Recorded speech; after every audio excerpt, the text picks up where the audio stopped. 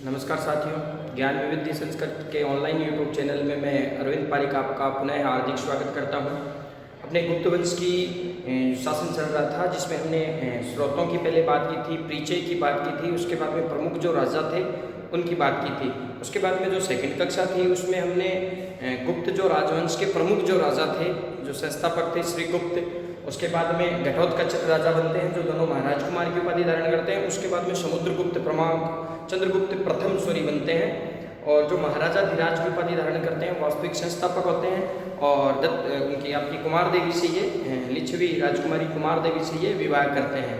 उसके बाद में प्रमुख जो राजा है 350 में, थोड़ा सा पीछे की वीडियो में वो बाई चांस मुँह से निकल गया था कि बीच में काच नाम का या आपका रामगुप्त की ऐतिहासिकता, हालांकि वो अपनी 10th की किताब में तो है नहीं। हालांकि डिटेल से जाते हैं तो समुद्रगुप्त के बाद की बात आती है, जो चंद्रगुप्त द्वितीय और समुद्रगुप्त के बीच का। तो थोड़ा सा मैं बाई मिस्टेक थोड़ा सा गलत बताया नहीं था, कंफ्यूज हो गया था, तो थोड़ा सा इस पर आप ध्यान रखिएगा। अब हम बात करेंगे समुद्रगुप्त की। तो समुद्रगुप्त जो था वो महान शासकों में आता है, जो कि उसके पिता का नाम था चंद्रगुप्त प्रथम। और इसकी अगर हम बात करते हैं तो उनकी हमें दो बातें बताई थी। विंसेंट स्मिथ ये कहते हैं भारत का नेपोलियन था, अपनी उदारता के कारण।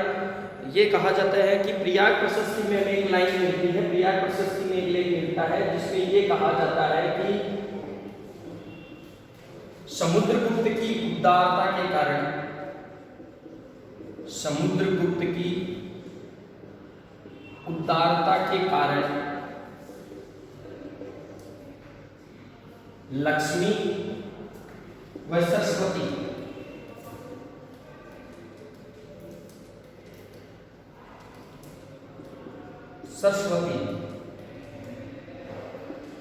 के बीच का विद्रोह है, बीच का विरोध हमेशा के लिए टल गया। ये बात हमें मिलती है प्रयाग प्रशस्ति में। ठीक है, अब देखो लक्ष्मी जो है ये धन की देवी है, सरस्वती माँ जो है अपनी विद्या की देवी है। और ये माना जाता है कि धन और लक्ष्मी और विद्या दोनों कभी भी एक साथ नहीं रह सकते। लेकिन प्रयाग प्रशस्ति में ये कहा गया है कि ये इतने उदार प्रवृत्ति के थे कि जिसके कारण दोनों में हमेशा के लिए जो विरोध था वो टल गया। ये बात हमें मिलती है प्रयाग प्रशस्ति में। इसके अलावा एक बात हमें एरण अभिलेख में मिलती है। एरण अभिलेख में हमें दो मुख्य बातें मिलती है। एक तो मिलती है इनकी पत्नी का नाम, पत्नी का नाम हम चर्चा कर चुके हैं, दत्त देवी था। और इसके अनेक पुत्र व पुत्र थे। ये बात मिलती है हमें एरण अभिलेख में। एरण अभिलेख में एक मिलती है कि समुद्रगुप्त के, बता चुका हूं फिर एक बार और बता रहा हूं, समुद्रगुप्त के प्रसन्न होने पर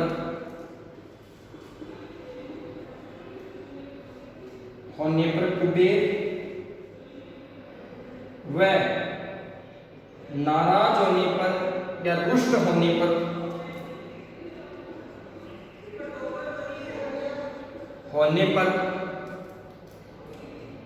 यम के समान या यमराज के समान थे।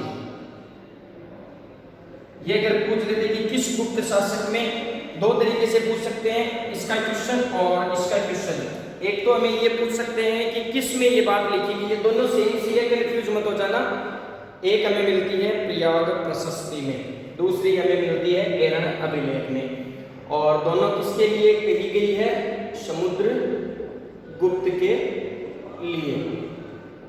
ठीक है, अब ये आर्यावर्त और आपके दक्षिणापथ के जो राजा है इनके साथ कैसी नीति अपनाता है, कितने राजाओं को ये पराजित करता है, उनके बारे में हम थोड़ी सी चर्चा कर लेते हैं। हालांकि समुद्रगुप्त गुप्त वंश का सर्वाधिक प्रभावशाली और सबसे ज्यादा ताकतवर माना जाता है। 100 युद्धों का विजेता इसे हम कह सकते हैं। प्रयाग प्रशस्ति का इतिहास में एक बार फिर आपको रिवाइज करवा रहा हूं। ये प्रयाग जो प्रशस्ति थी प्रयाग प्रशस्ति मूलतः अशोक ने करवाया था इसका निर्माण ना, अशोक के समय अशोक ने। और अशोक उस समय, अशोक के समय ये कौशाम्बी में थी।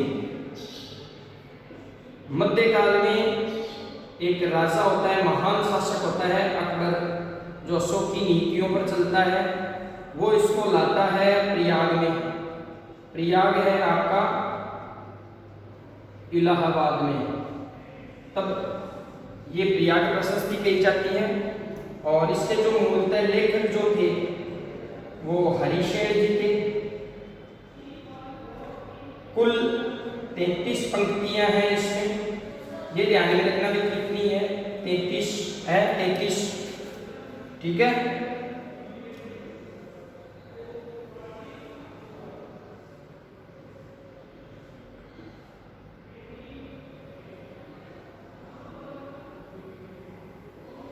अशोक,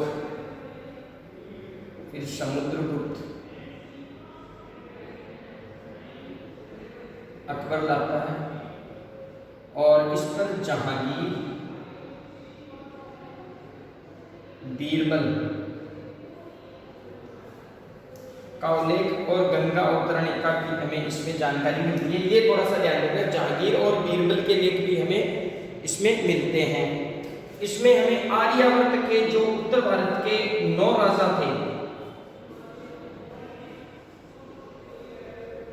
9 राजाओं को, दक्षिण के 12 राजाओं को पराजित करता है। तभी स्मिथ ये कहता है कि ये नेपोलियन बोनापार्ट के जैसे था, भारत का नेपोलियन इसे कहा है। ये थी आपकी प्रयाग प्रशस्ति। प्रयाग प्रशस्ति मूलतः संस्कृत भाषा में थी। ठीक है, भाषा की बात आती है तो प्रयाग प्रशस्ति अपनी संस्कृत भाषा की थी। अब हम बात करते हैं, शैली चंपू थी, लिपि ब्राह्मी थी, है ना। आर्यावर्त का प्रथम युद्ध, आर्यावर्त का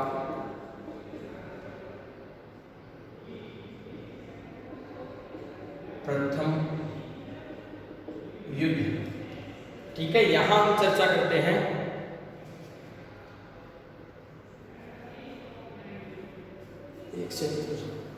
आर्यावर्त का जो प्रथम युद्ध है,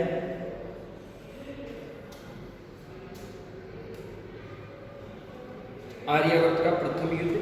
पहला राजा, ये जो है प्रयाग प्रशस्ति की 13वीं और 14वीं पंक्ति में है। इसका उल्लेख हमें प्रयाग प्रशस्ति की 13वीं व 14वीं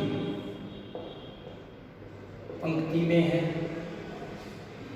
राजाओं के नाम नेट में हमेशा पूछते हैं, तो आप राजाओं के नाम जरूर ध्यान में रख लेना। और फर्स्ट ग्रेड में भी पूछा गया है। तो जो राजा जितने भी हैं, 9 राजा आर्यावर्त के हैं और 12 राजा जो है आपके दक्षिण के हैं। इनके साथ जो नीतियां अपनाई थी, नीतियों के और राजाओं के नाम आप जरूर देख लेना। हालांकि थोड़ा सा टिपिकल लगता है कि साहब कौन से राजाओं को हम याद करें, कौन से को छोड़ें, तो आपको सभी याद करने हैं, मैं सभी आपको लिखवा दूंगा। पहला राजा आप लिखिएगा अच्युत, दूसरा आप लिखिएगा नागसेन। पहला अच्युत, दूसरा नागसेन, तीसरा कोतकुलज,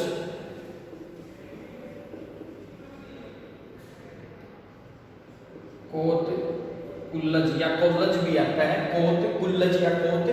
अच्युत, नागसेन और कोतकुलज तीनों याद रह जाएंगे, है ना। ये पाटलिपुत्र में खुशियां मना रहा था, तब कोतकुलज ने उसे बंदी बना लिया था। ठीक है, ये नागसेन जो था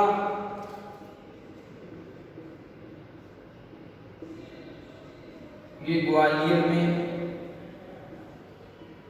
पद्मावती पर शासन कर रहा था। हालांकि इतना डेप्थ जानने की जरूरत नहीं है, आप तीनों के नाम थोड़ा सा ध्यान में रखिएगा।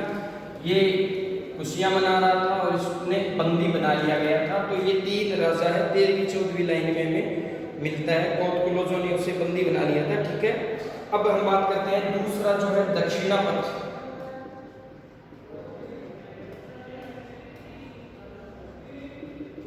दक्षिणापथ की जो लाइन है वो 19वीं और 20वीं पंक्ति में हमें मिलती है। 19वीं व 20वीं पंक्ति में प्रयाग प्रशस्ति की।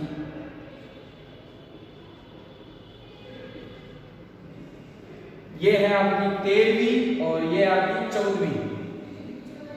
ये है आपकी 19वीं और ये 20वीं। एक तो ये ध्यान में रखना है आपको, ठीक है। अंतिम दक्षिण शासक ना, ये काफी बार पूछते हैं, तो इसको तो आप रख लेना अच्छे से, जितना अंतिम पल्लव शासक।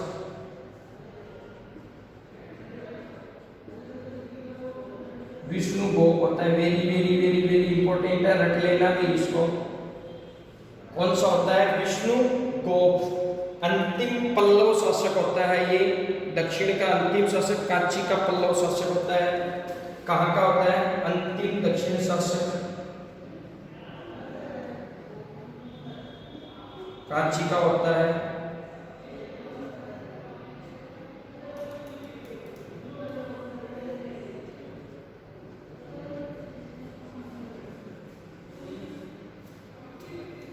दक्षिणापथ का 19वीं और 20वीं पंक्ति में प्रयाग प्रशस्ति में मिलती है। अंतिम कांची का पल्लव शासक होता है और विष्णु गोप होता है। वेरी इंपॉर्टेंट है, ये सीधा का सीधा पूछते हैं कि दक्षिण का अंतिम शासक कहाँ का था? तो कांची का था।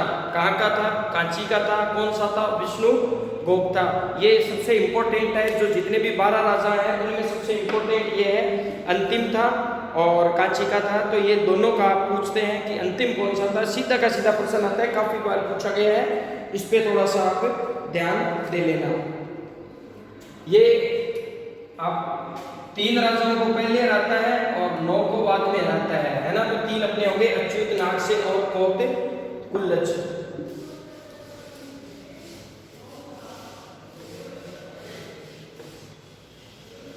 आर्यावर्त का 13वीं और 14वीं में, उसका 18 19वीं और 20वीं में। ये आप लिखिएगा दक्षिण के राज्य।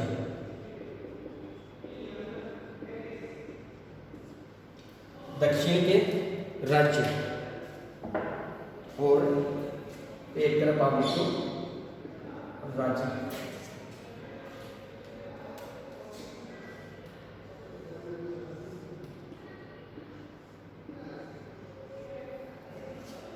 दक्षिण के राजा, या एक तरफ दक्षिण के राज्य और एक तरफ आप लिख लीजिएगा राजा।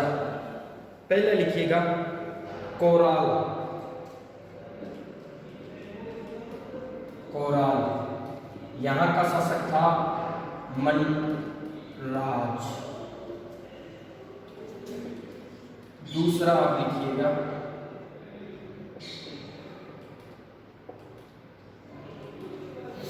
कोराल के बाद में आप लिखिएगा पिष्टपुर। पिष्टपुर का धनंजय था।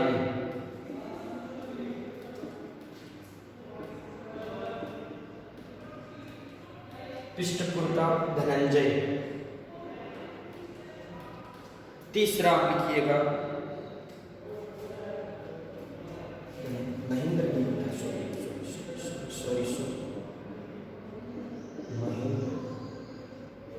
गिरी।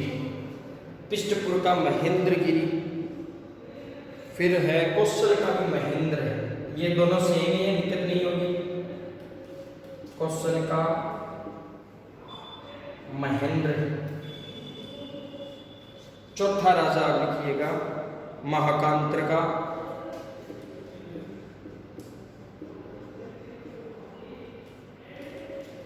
महाकांत्र का था आपका व्याघ्रराज। व्याघ्रराज। पांचवा आप लिखिएगा एरंडपल कोट्टर। कोट्टर का लिख लो पहले। कोट्टर का था स्वामी दत्त। फिर छठवा आप लिखिएगा एरंडपल।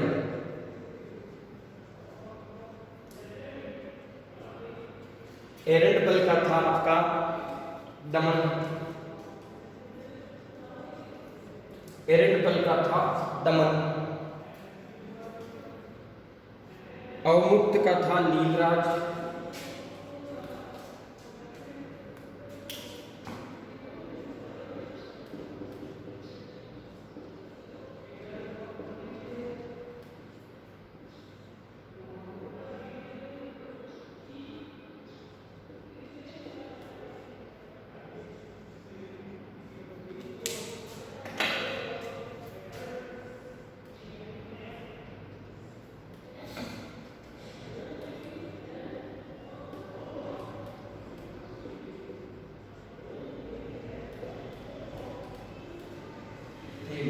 अथवा 6 8 आप लिखिएगा। अवमुक्त का नीलराज, व्यंगी का हस्ती वर्मा,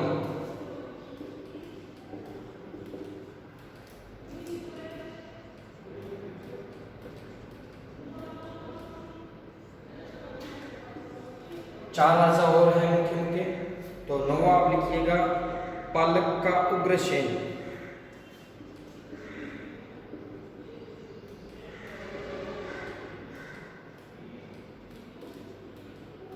उग्रसेन 12। 10वां आप लिखिएगा पालक का उग्रसेन, देवराष्ट्र का कुबेर,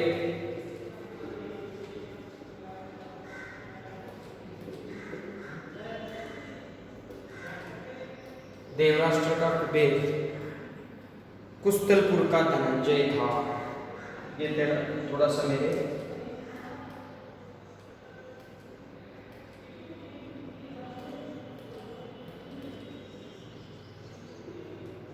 और अंतिम हमने बात की थी, बार बार करवाने की जरूरत है क्या?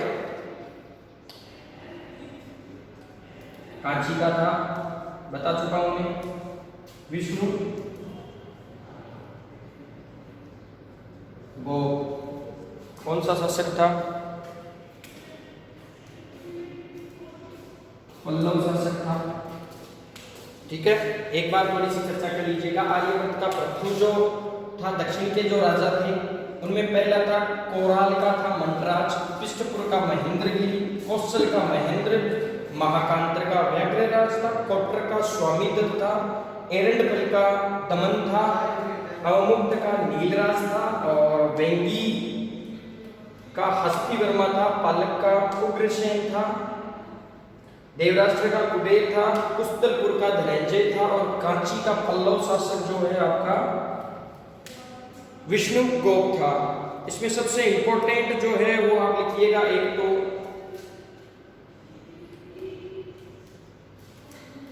दो 7वां, एक पालक,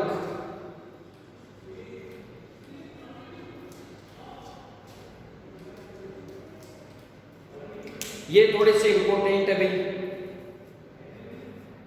इनको आप थोड़ा सा एक बार स्क्रीनशॉट आप ले सकते हो या आप इनको लिख सकते हो। अवमुक्त का नीलराज, पालक का उग्रसेन और आपका एरंडपल का दमन, कांची का ये जो अंतिम शासक होता है पल्लव, आप इसको कर सकते हो। इनके साथ जो नीति अपनाई थी ये थी ग्रहण मोक्षानुग्रह, नीति अपनाई थी, नीति ध्यान में रखना,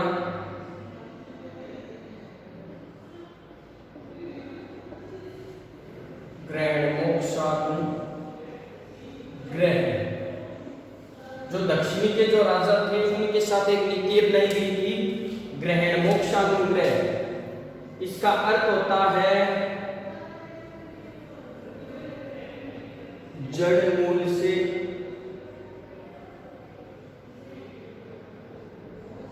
उखाड़ फेंकना। नीति थी ग्रहण मोक्षानुग्रह। आर्यवर्त का जो है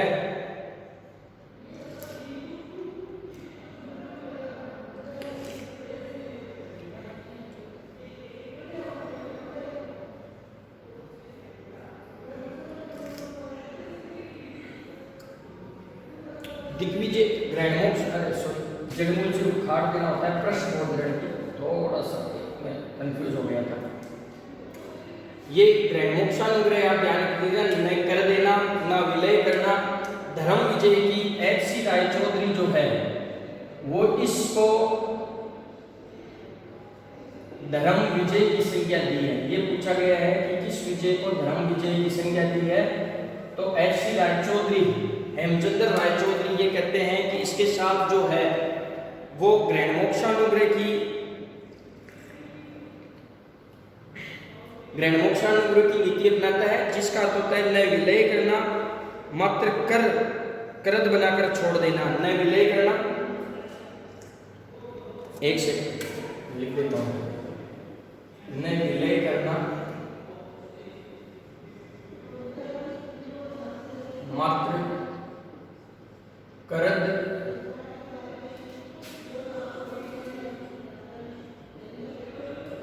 बनाकर छोड़ देना। ग्रहणमोक्षानुग्रह का अर्थ होता है कि न विलय करना, मात्र करद बनाकर छोड़ देना। ऐसे रायचौधरी इसको धर्म विजय की संज्ञा दी है। अब हम बात करते हैं आर्यवर्त के साथ जो दक्षिण के साथ इन्होंने कौन सी नीति अपनाई थी, ये ध्यान में रखना है। ग्रहण मोक्षानुग्रह सबसे इंपोर्टेंट ये लाइन है। आगे वाली एक लाइन अर्थ याद रहता है तो कोई ठीक है, नहीं रहता है तो फिर भी कोई बात नहीं है, लेकिन ये ग्रहण मोक्षानुग्रह किसके साथ अपनाई गई थी, दक्षिण के राज्य। और एच.सी. रायचौधरी ये कहते हैं कि ये धर्म विजय थी। आर्यवर्त के साथ जो नीति अपनाई थी, आर्यवर्त के साथ जो नीति अपनाई थी वो थी आपकी ग्रहण प्रस्बोधन, प्रस्बोधन यानी जड़मूल से उखाड़ फेंकना। कौन सी नीति थी, प्रस्बोधन। एक थी आपकी ग्रहणमोक्षानुग्रह, एक थी प्रस्बोधन। प्रस्बोधन का अर्थ होता है जड़मूल से उखाड़ फेंकना। आठवीं जो जाति थी, जो जंगल में रहती थी, आठवीं जो जाति थी, उनके साथ ये एक नीति अपनाता है, वो आप लिखिएगा प्रचारीकीकृत, प्रचारीकीकृत।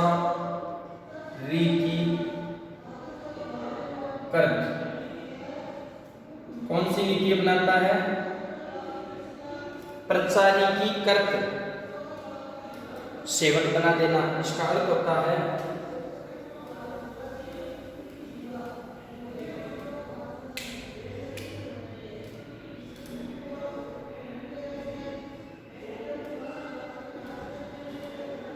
सेवक बना देना। आठवीं जाति के साथ ग्रहणमोक्षानुग्रह में लिख देता हूं।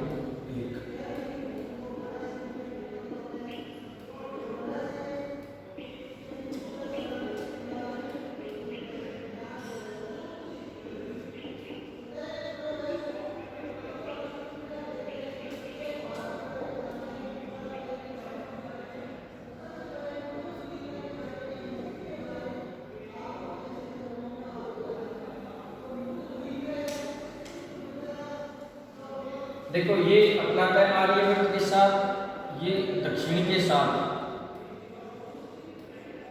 ठीक है। ये आठवीं जो जाति है उसके साथ अपनाता है नीति कौन सी, प्राचीकृत यानी सेवक बना देना। ये न विलय करना, सिर्फ करद देना, कर देना, टैक्स देना, है ना, बाद में छोड़ देना। फिर प्रत्येक राज्यों के साथ नीति अपनाता है।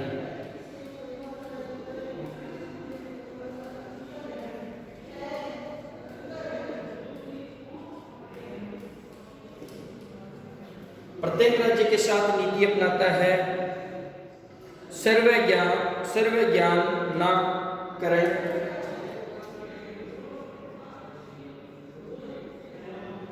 सर्व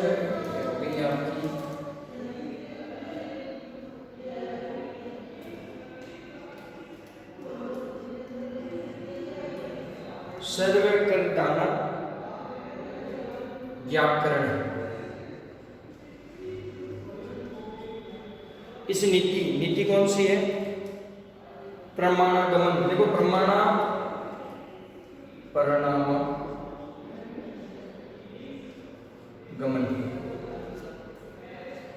प्रत्येक राज्यों के साथ नीति अपनाता है। ये सभी प्रकार के कर देते थे ना, बेरोजी का जवान ना प्रणाम करता है। सभी प्रकार के कर देना, ठीक है, आज्ञा का पालन करते थे।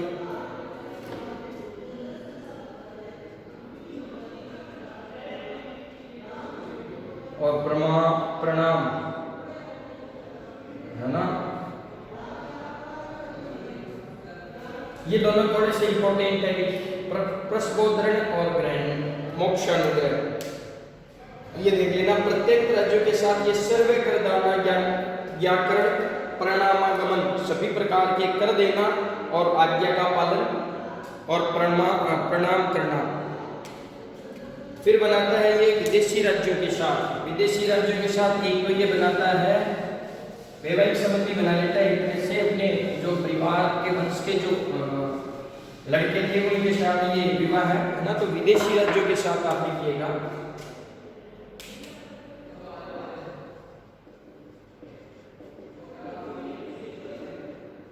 विदेशी राज्यों के साथ, विदेशी राज्यों के साथ ये अपनाता है आत्मनिवेदन,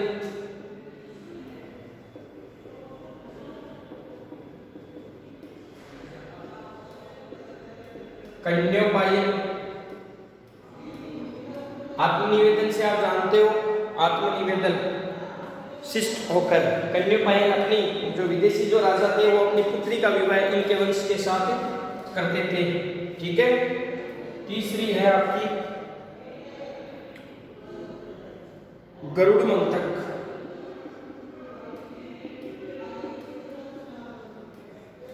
गरुड़ मंतक भुक्ति शासन,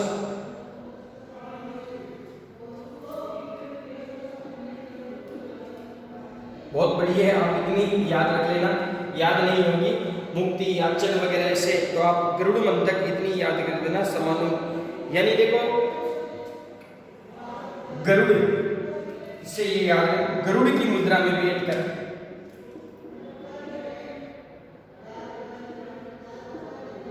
की मुद्रा में बैठ कर मुक्ति के शासन के लिए आज्ञा मांगना के साथ हमें वहां पे दो। सबसे इंपॉर्टेंट ये है कन्योपायन और आत्मनिवेदन। ठीक है, एक गरुड़ मंतक मुक्ति शासन। ठीक है। फिर इसका होता है आर्यवर्त के साथ। ये तीन चारों आप हमने नीतियां कर ली। आर्यवर्त के साथ जो नीति थी हमने बात की थी उसकी आपकी प्रस्बोधरण, जड़मूल से उखाड़ फेंकना। बाद में दक्षिण के जो राज्य थे उनके साथ ग्रहण मोक्षानुग्रह, फिर आठविक राज्यों के साथ, है ना, और फिर विदेशी शक्तियों के साथ। आर्यवर्त में हमने पहले तीन राज्यों के बारे में पढ़ा था, अच्युत, नागसेन और कोतकुलज। इन तीन राज्यों के बारे में हमने पढ़ा था। ये था प्रथम आक्रमण। अब आर्यवर्त के साथ एक दूसरा आक्रमण होता है, आर्यवर्त का दूसरा आक्रमण, उसके बारे में हम पढ़ते हैं। का दूसरा युद्ध बहुत महान शासकों में से था।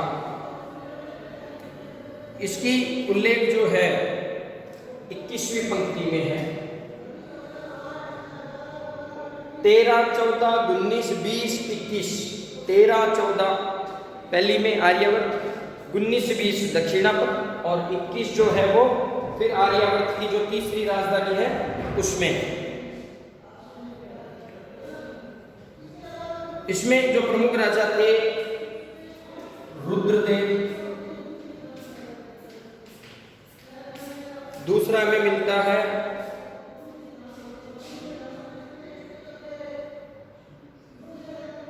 मत्ती। तीसरा में मिलता है नागदत्त। चौथा हमें मिलता है चंद्रवर्मा। पांचवा मिलता है गणपति नाग।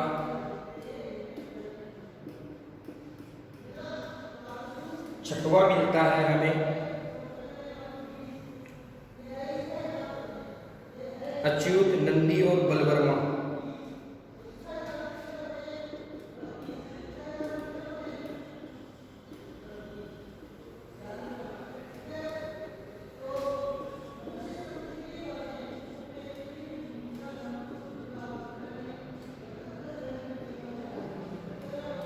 बलवर्मा।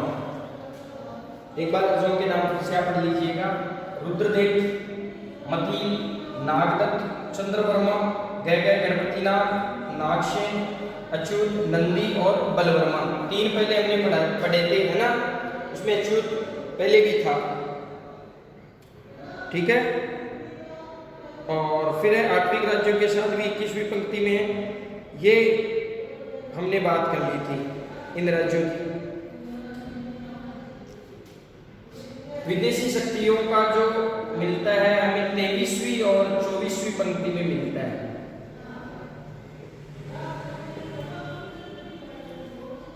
प्रयाग प्रशस्ति की 23वीं और 24वीं पंक्ति में हमें इसका उल्लेख हमें मिलता है। गर्मी रे बहुत है।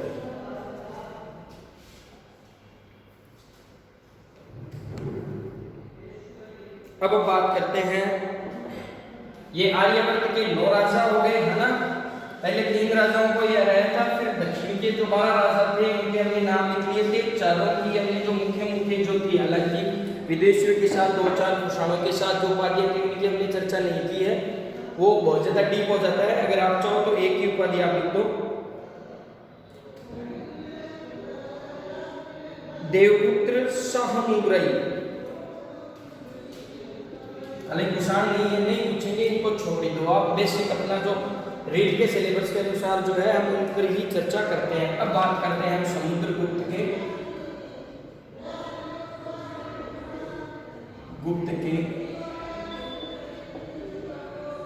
सिक्के।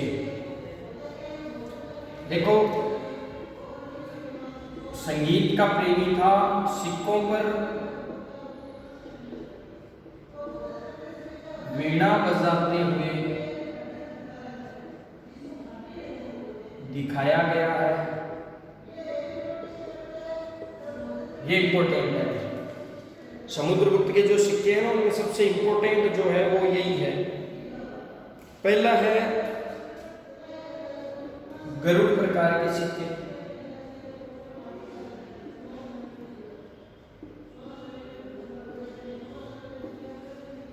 गरुड़ प्रकार के सिक्के,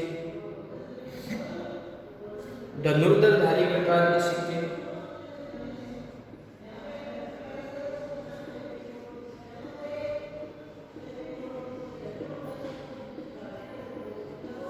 तीन नंबर हमें मिलता है अश्वमेध प्रकार के,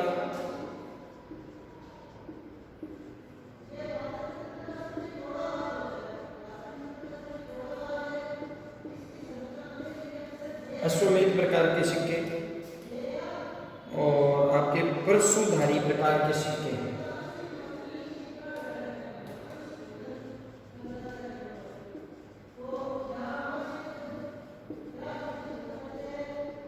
ये थे सिक्कों के प्रकार, और सिक्कों पे इसको संगीत प्रेम दिखाया गया है।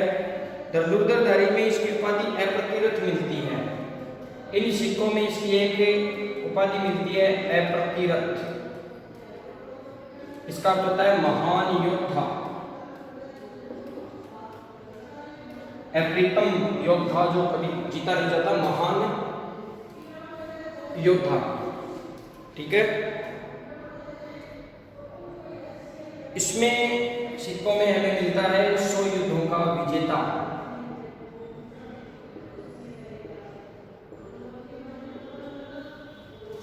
के सिक्कों से पता चलता है 100 युद्धों का विजेता। धनुर्धरधारी में ये मिलता है, और इसमें हमें मिलता है, इसकी उपाधि मिलती है कर्तान परशु।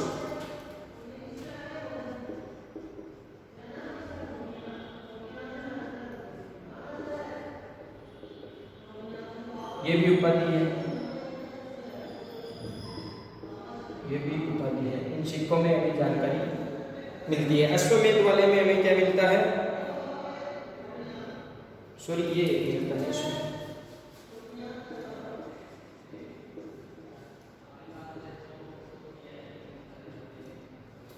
अश्वमेध प्रकार के जो सिक्के हैं उसमें हमें मिलता है दत्त देवी की आकृति अंकित है पृष्ठभाग पर।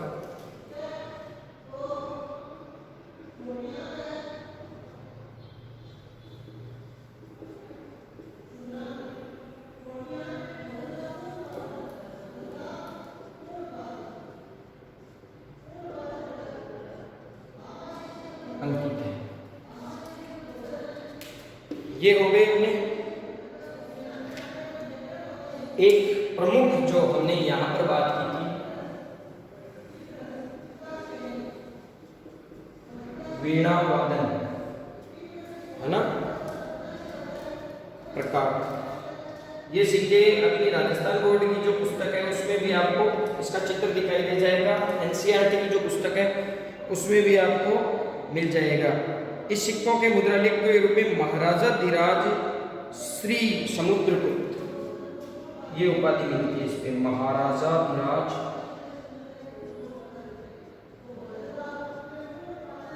श्री समुद्रगुप्त।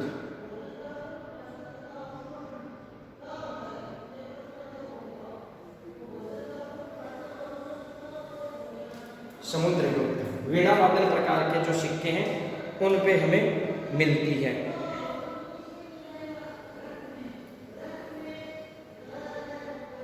एक बार हम सिक्कों पर चर्चा कर लेते हैं, रिवाइज कर लेते हैं इन पर।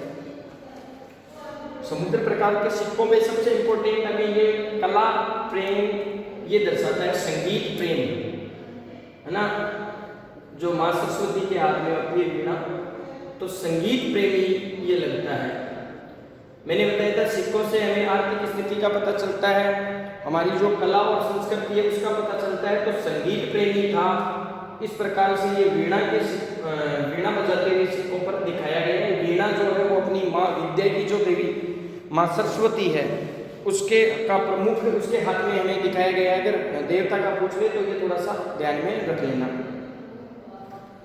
और ये जो वैश्य मुख्य रूप से सभी इतिहासकार मानते हैं वैश्य और वैष्णव धर्म के अनुयायी माने जाते हैं। फिर गरुड़ प्रकार के जो सिक्के हैं उस पे हमें 100 युद्धों का विजेता इसकी उपाधि मिलती है गरुड़ प्रकार के सिक्कों में।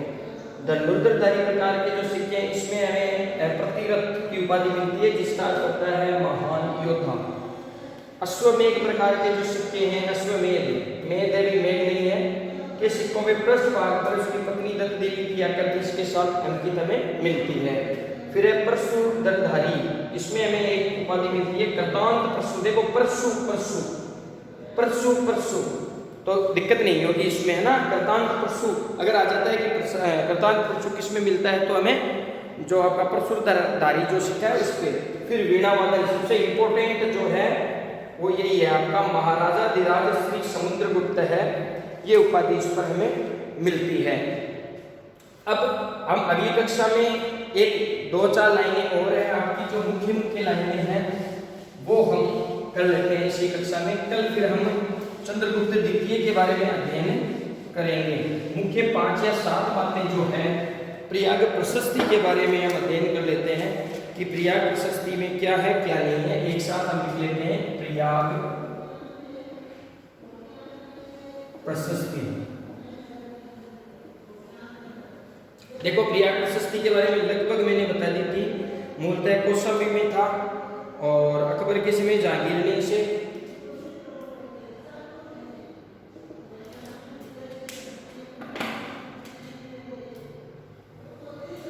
मूलतः कहां पर था, कौशाम्बी में। अकबर के समय जहांगीर इसे इलाहाबाद में लगा देता है। थी किसकी? मूलतः अशोक मौर्य की, ठीक है। कुल पंक्तियां हैं इसमें 33 भाषा है आपकी संस्कृत, लिपि है आपकी ब्राह्मी, शैली है चंपू, ठीक है। पहले तो आप ये लिख लीजिएगा कुल पंक्तियां कितनी है आपकी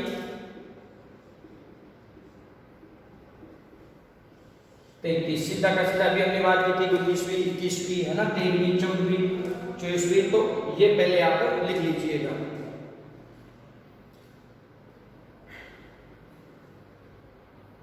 लिपिबद्ध किया था आपका हरिशैन ने।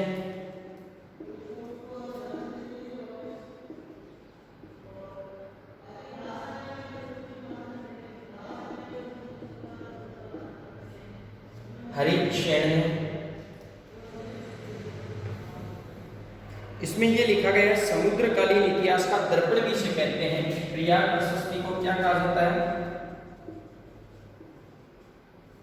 समुद्रकालीन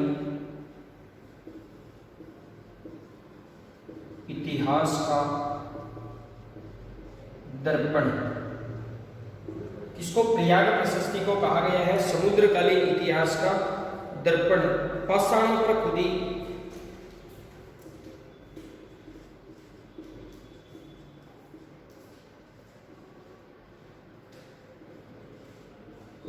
समुद्रगुप्त की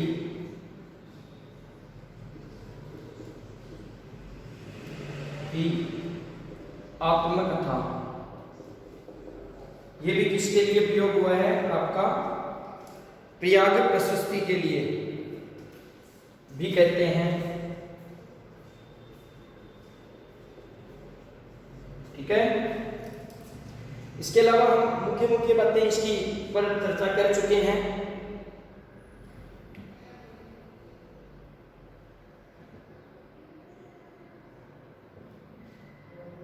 इसके अलावा और क्या बच गया?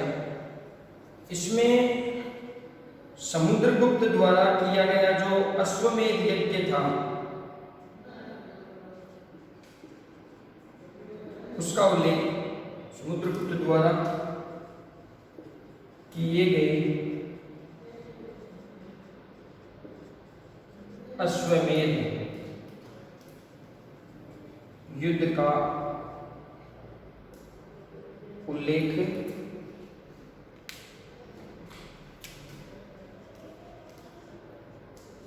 नहीं मिलता है। वेरी वेरी इंपॉर्टेंट लाइन है ये। ठीक है, नहीं मिलता है। इसके अलावा इसमें गंगा अवतरण का उल्लेख है।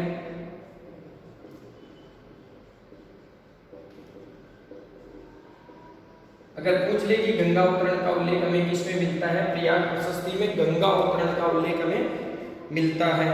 और प्रशस्ति में पाटलिपुत्र को पुष्पनगर कहा गया है। पाटलिपुत्र को पुष्पनगर कहा गया है। किसमें पाटलिपुत्र को पुष्पनगर कहा गया है? प्रयाग प्रशस्ति में। ठीक है। इसके अलावा जहांगीर एवं बीरबल का भी लेख है। इसमें हमें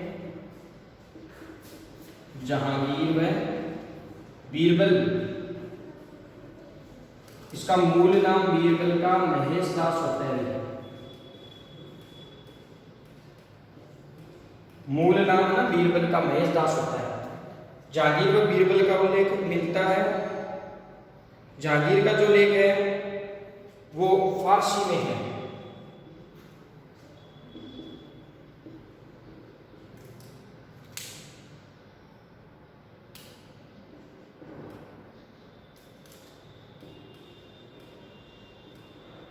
फारसी में। और लिपिबद्ध करवाने का कार्य इनका जो पसंदीदा व्यक्ति होते हैं अब्दुल्ला मुश्किल कलाम। अब्दुल्ला मुश्किल कलाम।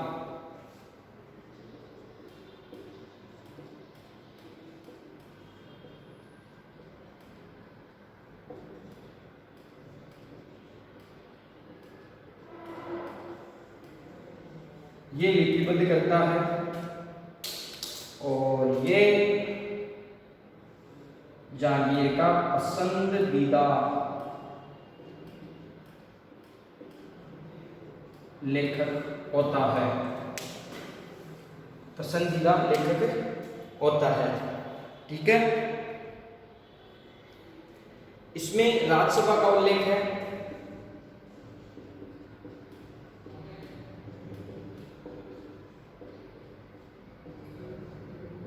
राज्यसभा का उल्लेख है। ठीक है।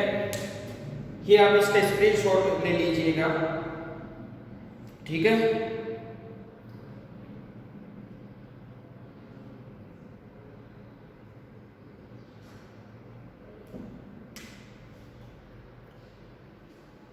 एक लाइन और आप लिख लीजिएगा।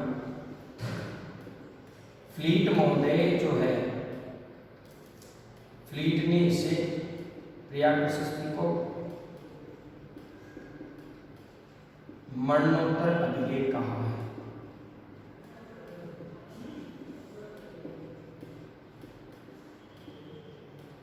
ये आप अंडरलाइन कर लीजिएगा या लिख लीजिएगा,